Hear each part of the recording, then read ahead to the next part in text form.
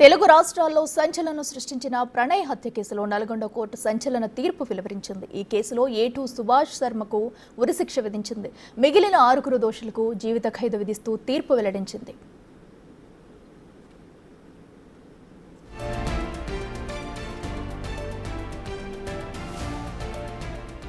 Court తీర్పు అనంతరం మిర్యాలగూడలో ప్రణయ్ సమాధి వద్ద నివాళులర్పించారు కుటుంబ సభ్యులు. ప్రణయ్ తండ్రి బాలస్వామి, తల్లి ప్రేమలత, తమ్ముడు అజయ్ నివాళులర్పించారు. ప్రణయ్ సమాధి వద్ద పూలు చల్లి తీవ్ర భావోద్వేగానికి గురయ్యారు కుటుంబ సభ్యులు.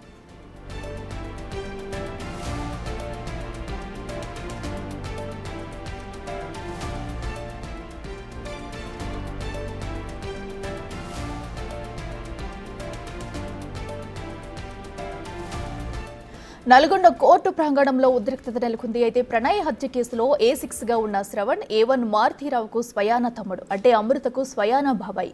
మారుతి శిక్ష పడడంతో కన్నీరు మున్నీరవుతున్న మారుతీరావు సోదరుడు, శ్రవణ్ భార్య, కూతురు కూడా బాధపడుతున్నారు.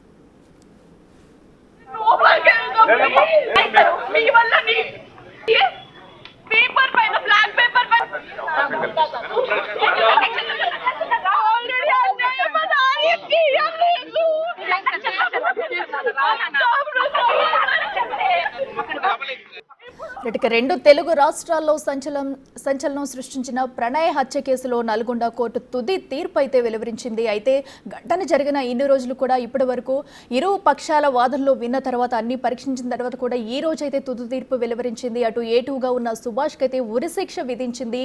మరికొంతమందికి కూడా జీవిత ఖైదు విధిస్తూ కోర్టు తీర్పు వెలువరించింది.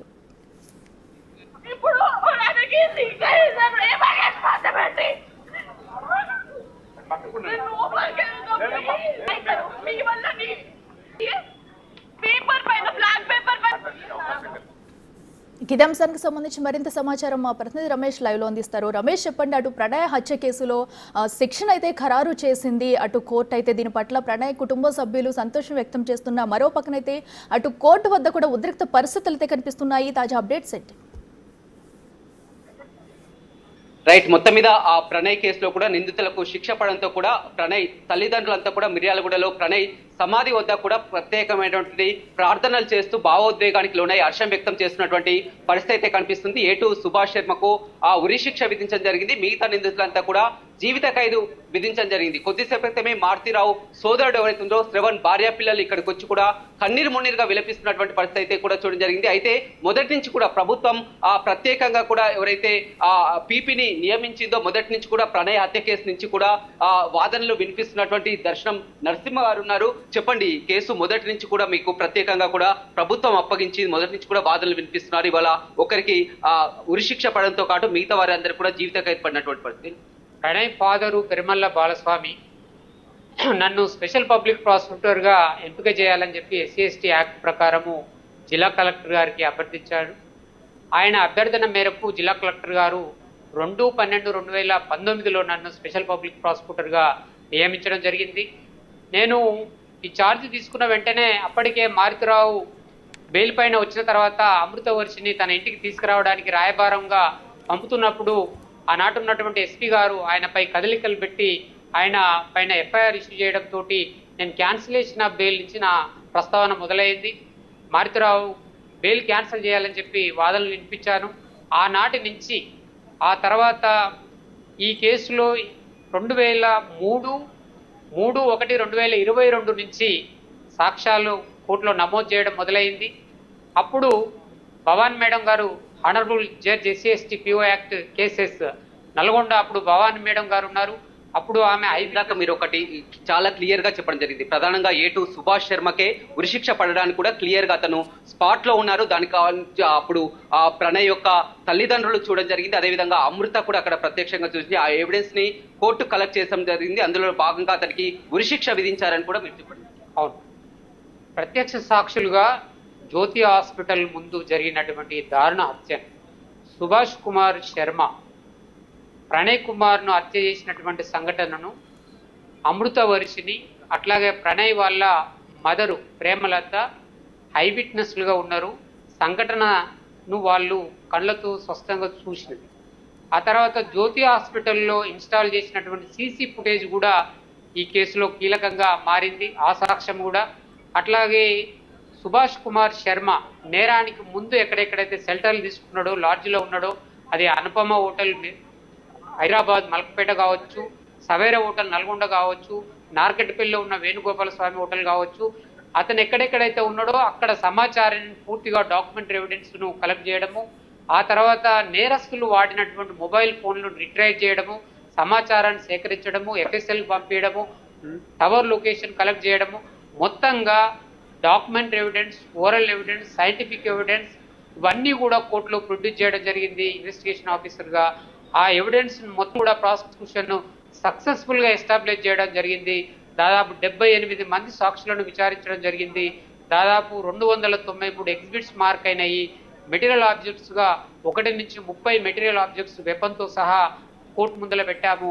అన్నిటి పట్ల అందరి సాక్ష్యాలను పరిగణలోకి తీసుకొని కోర్టు వారు ఏదైతే చార్జెస్ ఫ్రేమ్ చేశారో ఆ ఫ్రేమ్ చేసినటువంటి సెక్షన్లు 302, red with 34, 120B, red with 109, అట్లాగే 325 ఆఫ్ SCSTPO యాక్ట్, ఈ సెక్షన్లన్నిటినీ కూడా కోర్టులో సక్సెస్ఫుల్గా వితౌట్ ఎనీ రీజనబుల్ డౌట్ లేకుండా పకడ్బందీగా ప్రాసిక్యూషన్ ఎస్టాబ్లిష్ చేసినాం. కాబట్టి ఇవాళ A2 ఎవరైతే పాశవికంగా ప్రణయ్ని హత్య చేశాడో పట్టపగలు అతనికి ఉరిశిక్ష ఖరారు చేయడం జరిగింది. అదేవిధంగా A2కి ఉరిశిక్ష పడింది, మిగతా వారంతా కూడా జీవిత ఖైదు విధించారు. వాళ్ళు హైకోర్టుకు వెళ్లే వెసులుబాటు కూడా కల్పించినట్టు. ఖచ్చితంగా ఈ తీర్పు మీద హైకోర్టులో అప్పీల్కు వెళ్ళేటువంటి రైట్ ఆఫ్ ది అక్యూజ్డ్ నెల రోజుల లోపల వాళ్ళు హైకోర్టులో అప్పీల్ చేసుకున్నటువంటి వెసులుబాటు వాళ్ళకు ఉంటుంది. ఈ కేసులో కూడా A1 మారుతిరావు గారు ఉన్నారు, అప్పుడే ఆత్మహత్య చేసుకొని చనిపోవడం జరిగింది. ఒకవేళ మారుతిరావే ఉన్నట్లయితే ఎలా ఉండేది? ఖచ్చితంగా అతను కూడా నాకు తెలిసి తగిన శిక్ష పడే అవకాశమే ఉంది.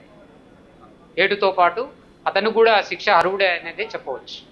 రైట్, చూడొచ్చు. ప్రత్యేకంగా పీపీ చెప్తున్నటువంటి ప్రకారం సుభాష్ శర్మకే సుభాష్ శర్మకే ఉరిశిక్ష పడడానికి కూడా ప్రధానమైనటువంటి కారణం ఆన్ ది స్పాట్ లో అక్కడ మొత్తం హత్య చేసే కోణంలో క్లియర్ గా ఎవిడెన్స్ ఉండడం జరిగింది. అదేవిధంగా ప్రణయ్ తల్లి అదేవిధంగా అమృత ఇద్దరు కూడా వారంతా సాక్ష్యం చెప్పడం జరిగింది. అదేవిధంగా సుభాష్ శర్మనే కీలకంగా కూడా వ్యవహరించి సుభాష్ శర్మకు ఉరిశిక్ష విధించడం జరిగింది. మిగతా నిందితులు ఎవరైతే ఉన్నారో మహమ్మద్ బారీ కానీ, అస్గల్ అలీ కానీ, శ్రవణ్ కానీ, అదేవిధంగా కరీం, శివ, నిజాం వీరందరికీ కూడా జీవిత ఖైదు విధించడం జరిగింది. కొద్దిసేపటి మీద అయితే మారుతిరావు సోదరుడు ఎవరైతే ఉన్నారో శ్రవణ్ భార్య పిల్లలు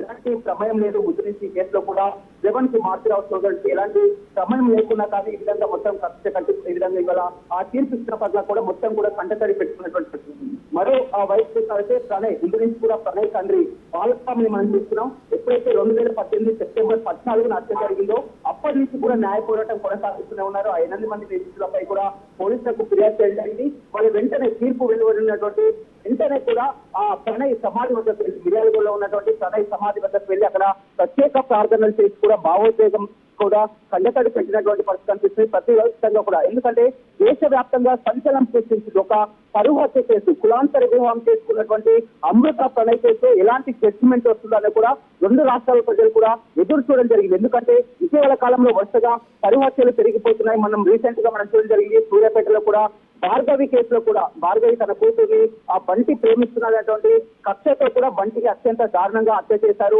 ఆ కేసులో కూడా నిందితులంతా ఇప్పటికీ జైల్లో ఉన్నటువంటి పరిస్థితి కనిపిస్తుంది. ఇప్పుడు ఆ మారుతిరావు